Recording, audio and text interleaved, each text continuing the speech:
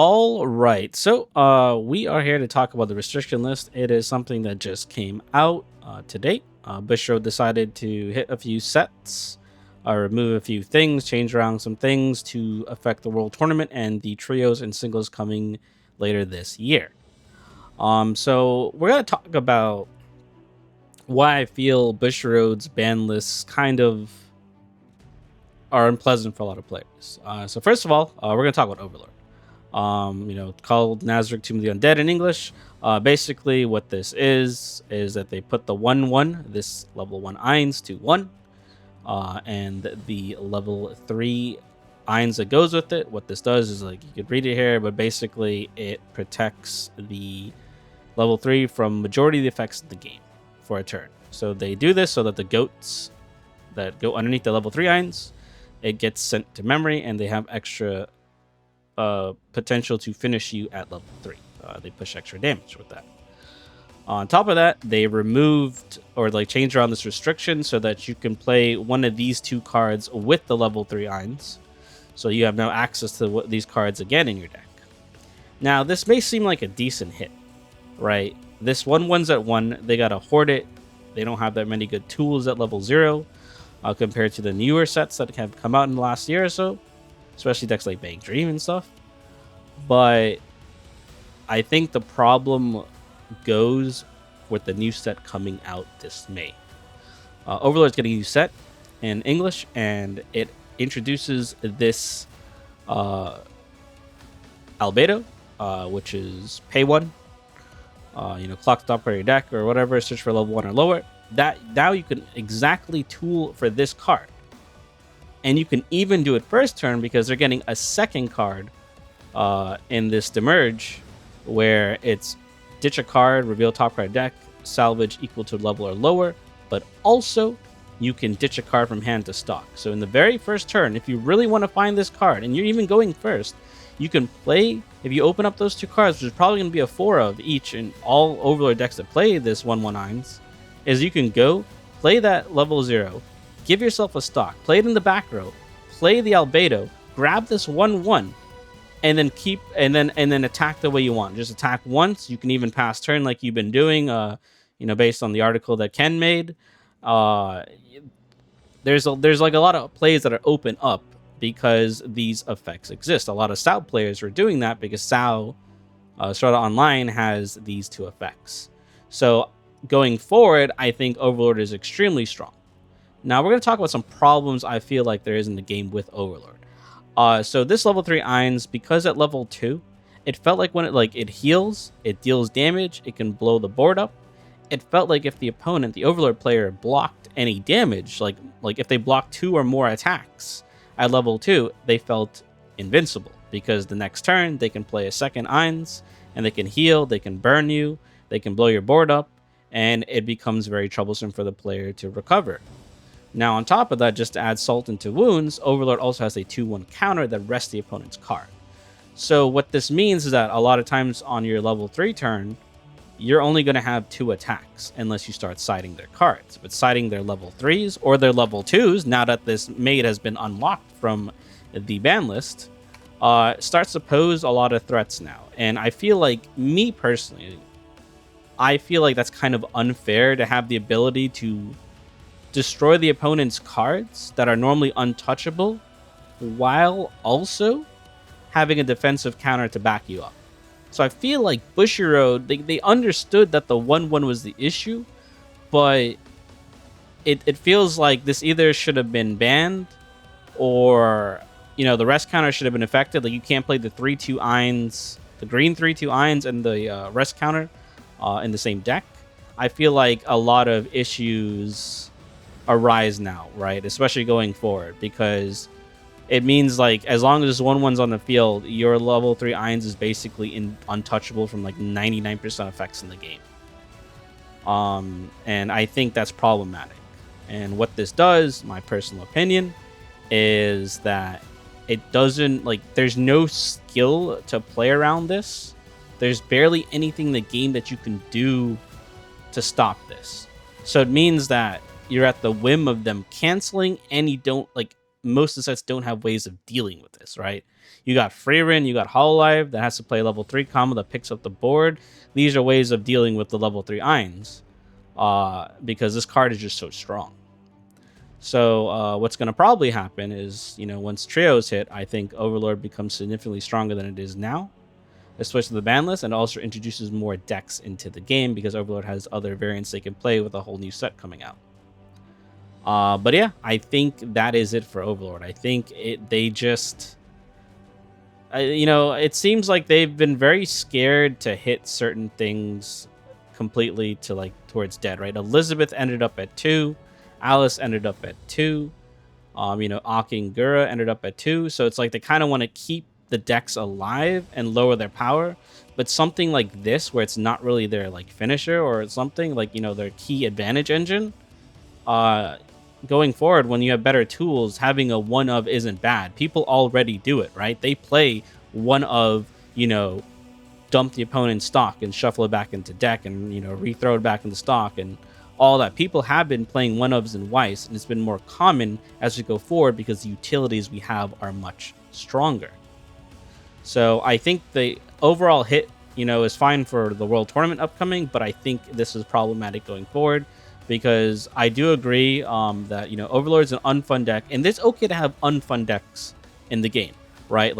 Me personally, last year I won with Shotgun Oshana, and that prevents auto damage, and a lot of people found that unfun. That's understandable, but I feel like there's a level, if you can't play around it, if you don't basically, most sets have the ability to bounce cards, so that kind of stopped decks like Shotgun Oshana, but you can't touch Overlord. I think Hexproof and Weiss is very strong. You can't target the opponent's cards. That's why Muron was very strong when Slime came out. And that's why eventually they kept trying to hit it over and over and over and it also ran rampant for 2 to 3 years because it was just that strong to have untouchable cards from level 2 onward. So, yeah. I think that's it. I think this is okay, but I think this causes trouble, and we're probably, if more people play Overlord, we're probably going to see another ban a year from now, probably, if it keeps winning. Because funny enough, with Overlord, while it's not being heavily played, I felt like this set, when it was unbanned, wasn't winning as much as it is now when it got hit, which is very interesting. But yeah, on to the next set of cards. So Hololive got hit here, and I understand why they hit this. I don't think it affects the deck that much. You could only choose 1 of 3. This was hit probably because the 8 standby deck that resurfaced after 2 years to stop Bang Dream and Nikke. That's probably why this deck resurfaced, because if someone was playing a board-based deck, you have a bigger board than them, and you're going to probably get wrecked. The bigger board's going to destroy you. So they decided to try to figure out the best way, and they took away some consistency tools. So most people, the 8 standby deck from Hololive is horrible if you do not play this Luna. This Luna is one of the cornerstones of that deck. So they took away their ability to mill in plus. This card is really good with standby because it bounces back to your hand. And then they took away the ability to mill and ditch cards from your hand with this. I will argue too that this set has a, similar to Overlord, has a rest counter, and that the reason why it's so strong is Luna, you are forced to front attack this, meaning that you will be forced to run into rest counter unless you get rid of their board before your battle phase. So I think this hit's justified. I personally, 8 standby Hololive, I don't think needs to get hit. Hololive is very archaic. The upcoming sets, especially sets or sets that are coming out, or that are out currently, like Fairy Tail, you got Oshinoko set 2 that's out. You have sets coming in the future like ReZero. You have Eminence of Shadow. You're gonna start to see a shift in level 0 quality in Weiss with more newer sets. There are better tools, and decks like this will start to fall out of favor, against those sets. The reason why it was winnable now was because people invented an 8 standby deck to try to counter the most played decks in the format. So as long as you ran into it, you were able to win those matchups. But the problem is what happens if you run into random decks, right? Spyx from, I don't know, Arifred, quintuplets, right? Like these sets that are not considered meta to a lot of the player base, you run into it, you start to see issues with 8 standby Hololive because of the lack of cards. If you compare an 8 standby deck like Nino to this, you'll see that there's a lack of quality of cards because Hololive is a much older set. So I think this was justified. I don't think the hit was too hard. Now we're on to Alice. Now this terrorized people. A couple years ago, this summoned out a card similar to Miron at level 1 because people made a deck to mill their entire deck out. So what they did was they limit Alice to 2. So you can see here, Alice is unrestricted, and now this one has been restricted completely. You cannot play this card. At least that's what I'm assuming from them saying restricted here. They realized that it was not really smart to hit this. In fact, this should have been the original hit, because the problem wasn't the Alice. The problem was the Alice came out a whole level earlier. Because if Alice was a problem, then Miron was a much bigger threat than Alice to begin with. Because Miron is stronger and it has hexproof due to Slime's innate cards. So the problem here was this 1-0 that summoned it out. So all that happened here was now Sword Art Online is now playable in the upcoming formats because they have access to another advantage engine to get cards. Now we are still missing a set in SAO compared to the Japanese players, so you may not see a resurface of Alice, but it does give those SAO fans an option to play Alice in their deck now, so they have a more solid game plan at level 2, bridging the gap between 1 and 3. So this allows you to play like double advantage engines. You have the Anniversary Yuki, you even have the old school, pay 1, ditch 1, search 2 Yuki from Avatar Net. Like you can now pair like double advantage engines into a finisher and play like a 3 climax combo split if you really wanted to. So all this does to make SAO more playable. I don't think this has any impact in the meta at all. I think SAO is also kind of archaic compared to new sets coming out, especially because we lack some cards from the light novel set that we never got in English. Very unfortunate, but that is what it is. It's how it rolls. Due to the license issue, you're not going to get every set. I think this hit is definitely justified. I guess unrestrict was definitely justified. This allows people to actually attempt to play this card. All right, so let's talk about Bang Dream now. So Bang Dream got hit. This I think is similar. Those that you play both formats, English or JP, this is similar to the Japanese hit, but basically. The 1-0 that calls out the 1-0 climax combo Oblivionis, this 3-2, removes a climax and shuffles your opponent's waiting back into their deck. And it's 2-1 that dumps the opponent's stock, and they take the same number of cards from top of the deck and throw it in the stock. Bang Dream did need to get hit. I do think this hit doesn't really affect the deck itself. It affects what type of decks Bang Dream is good against, in a sense of like you have a choice on how you want to play the game. Because if you look here, Bang Dream, like the ability to mess with your stock isn't that easy outside of that card, right? This one is only viable for Raise the Sullen decks. This one costs a bunch of stock, right? This is 5 stock in total, right? Pay 2 for this and then pay 3 on attack. Like that's not very good if you want to do it first, because that's a lot of stock up front. And then you have this one, which you have to ditch 2 Roselia cards. So 2 Roselia characters. So like it does make things infinitely harder. But at the end of the day, this isn't a factor in why a deck was good, right? Because the rest of the tools Bang Dream has is very up to date, and they can survive without it.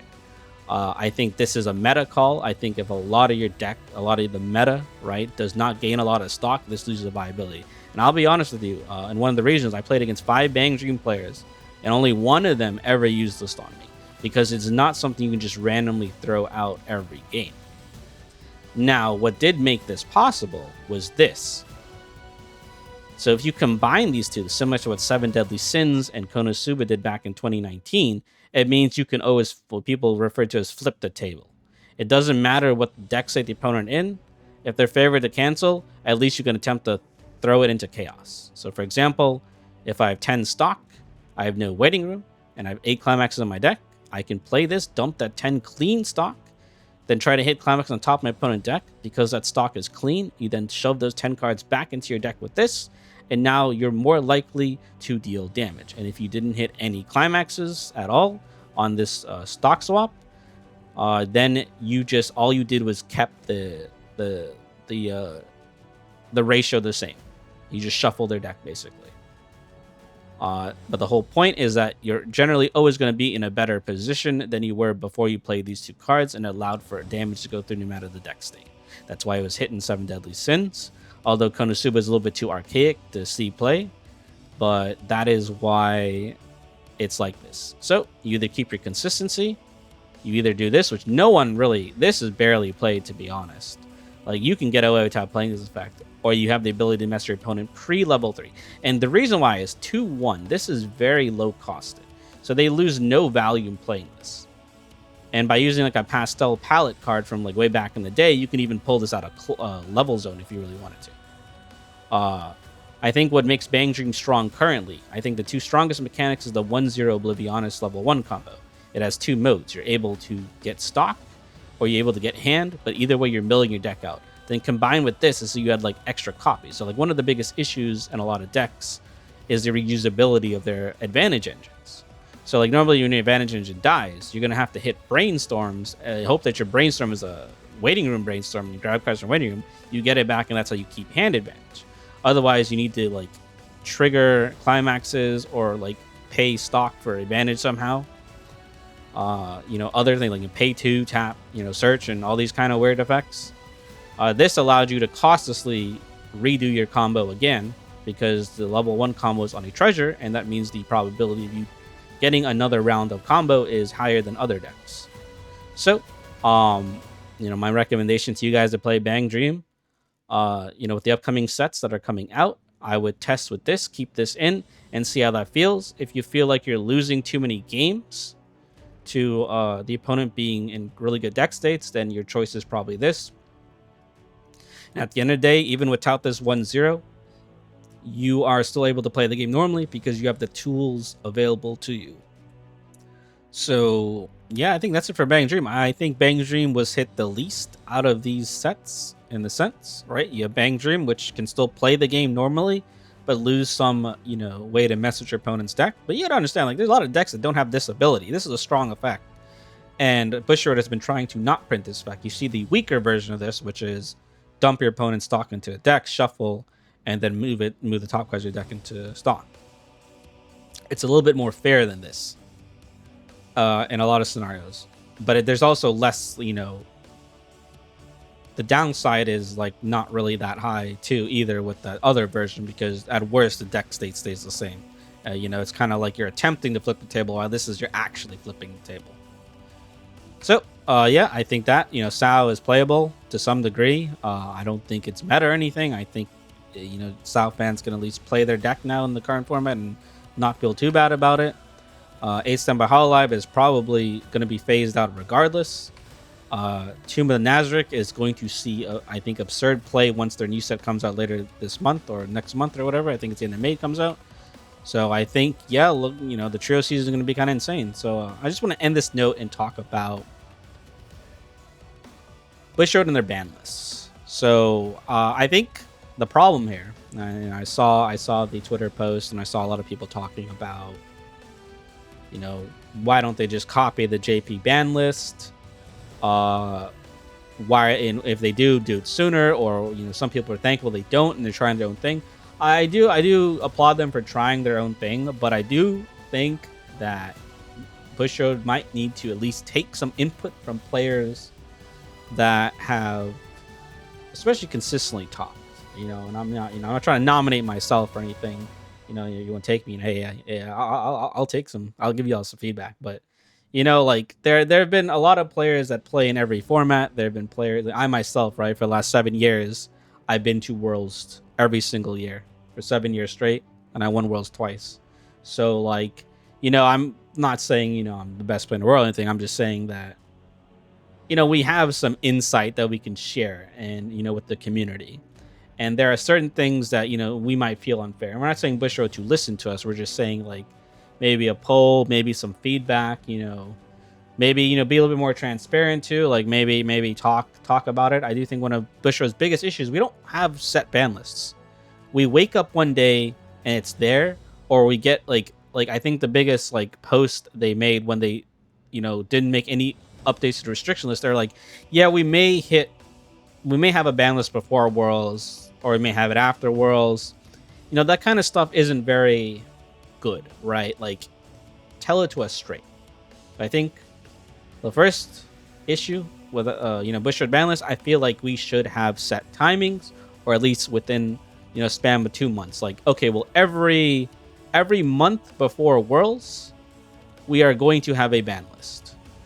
And if we don't, we're going to tell you that it's going to be after Worlds to see what else we want to hit. Like, I think that will benefit the community a lot for having a more, appropriate timeline, instead of just randomly waking up and praying that the ban list is around the same time as it was last year. We don't have exactly the word of mouth from these guys yet on that. So I think that's one of the biggest problems. Onto why should they copy JP, why they shouldn't. I don't think they should copy JP. Maybe if anything they could learn from the Japanese ban list. But I think one of the biggest problems is understanding what causes people distress. So me, as a competitive player, what causes me distress in Overlord isn't the 1-1, isn't the 3-2 Eins, isn't even the rest counter. What it is the combination of these cards. So you say they right? It's not these cards individually, it's what you can do with them combined, right? You have to think of a lot of the scenarios that happen, right? Oh no, I'm an Overlord player, I'm losing, or I played poorly, I should have played better. Then all of a sudden, I double blocked at level 2. I'm 2-1, I double block, end up at 2-3. I clock draw 2, I draw my treasure, I brainstorm, and I hit 2. And all of a sudden, I'm back in the game. I can now heal, and then I can mess with my opponent. Okay, cool, that's not that bad. Oh, I have a defensive counter to mess with you too. So now you have to play 3 finishers. And if 2 of your finishers are not strong enough to defeat me, I win anyway. Because next turn I'm going to heal back down, because my combo just heals on placement of climax. And because of this 1-1, it's untouchable. You see, separately it's not that bad. If you didn't have the rest counter, I don't think a lot of players would care that much, because they're free to have their full power at level 3. And this deck is free to have a strong level 2 game by blowing the opponent's cards up, right? So I think it's the combination of cards. For example, with Slime, let's talk about Slime, right? Slime's hit, right? They hit the level 1 combo, right? They wanted to lower the consistency. What ended up happening with that? Slime actually became more annoying to fight, because you have people blowing up back row with level 1 Milim. You have people playing standby, getting out Miron or Hexproof Assist early on.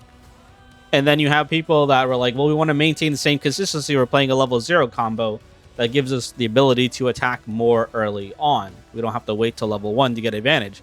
We can keep slamming down on climax every turn and get some advantage there, plus our brainstorm. So you see what it did, right? What ended up being a restriction list ended up diversifying deck and making it infinitely harder. Okay, now they hit the clock encore, right? They have to hit it twice because it kept still winning, right? And now, at the end of the day, I think the biggest problem wasn't any of these cards. I think, personally, the biggest problem in Slime is having a stock swap, pre-level 3, and then having a big board that is uninteractable. And that big board also pluses resources. And I think that was the main problem. How do we stop that? And because they didn't stop it, the Slime is not, it took 3 years for Slime basically to die out. And I'll be honest with you, that set's still playable now. In fact, that set's actually good against Nikke, right? People consider Nikke a meta deck currently. That set's good against Nikke because its board is too big. Nikke can't touch it with its rest counter or its +6 soul counter. Alice is too weak, so Nikke's Alice is too weak to front into that level 2. So you see how a lot of these restrictions, what ends up happening, same thing with 7 Deadly Sins, what ends up happening is these decks, when they open the nuts and they happen to get what they want, they perform as if they already, if they never were hit before, right? In California, when I was playing, one of the first rounds was against a 7 Deadly Sins player. He attacked me once, a clock draw 2. The next turn, he drops an Elizabeth, hits a brainstorm, mills another Elizabeth, And now he has both of his 2 Elizabeths, and now he played the game like if he already, like if there was no limit, right? And unless I actually remove these Elizabeths from the back row, he's gonna have a normal game of Weiss, for the most part. Like, so like the hit didn't really matter that much. Sure, it mattered in the sense that you can't have 3 or 4 Elizabeths on the field, but the consistency of deck never really changed. Versus you can have a game where your opponent swings at level 0, swings you for 2, and you damage 1 Elizabeth. And then next turn, because you don't have stock, it's your first turn, you attack and you trigger Elizabeth. Oh, now you're out, Owl, and now your deck's dead. Right? So, like, it leaves these decks in a state where they become inconsistent, but they're still a threat. So now there's multiple threats. And it's like, what kind of game you want to play, right? Like, I'm not really sure how Bushiroad wants to structure their game, but it is a little bit unsettling to have to, okay, well, I got to deal with Overlord, maybe. I got to deal with Slime, maybe. So what this ends up doing is, like, you have these random people that would still play these decks no matter what. And they end up, they get the right matchup because they end up winning. And, I think, like, it just, like, it comes to a point of where do you find the middle ground, right? I think how you should look at it is, like, if there's something that skill can't overturn, right? Then that probably should be on the ban list, right? Like, there's nothing you can do to stop this. In some form or fashion, that should be on, the ban list. So, like, what you don't want in Weiss, right, is normally a deck should have a weakness, right? And I think, I'm gonna use Bang Dream as an example. Bang Dream Unbanned had almost no weakness. It had a strong level 0 game. It was able to rush you down and still keep its hand. It had a strong level 1 game. It had multiple ways of finding its level 1 combo because its advantage is level 1. It had a strong level 2 game. So a lot of decks, like if we take example, Caligura, right? That, our previous world champion Steven won with. It was strong at 0, strong at 1. It sucked at level 2. And it was extremely strong at level 3. So, like, because it had a gap at level 2, decks like Slime or like very early play centric decks were able to take advantage. That is their way of getting back into the game. Otherwise, this deck would just snowball and just destroy you. So, like, a deck like Bang Dream needed to be hit because it was good at 2 and 3. Because normally when you sacrifice, your resources at 2, you're supposed to diminish your level 3 turn. But if Bang Dream sits there and heals twice at level 2, and then still has enough resources to do a really strong finishing turn, it's like they have almost no weakness. So if they block damage, they win. And if they don't block damage, they can stabilize and then still win. So, like, when it becomes like that, I think that becomes problematic, right? And I think it's trying to find the balance. So, like, I wouldn't fault Bushiroad too much on their ban list because they're trying to, like, do things. But what I would say is that they should probably,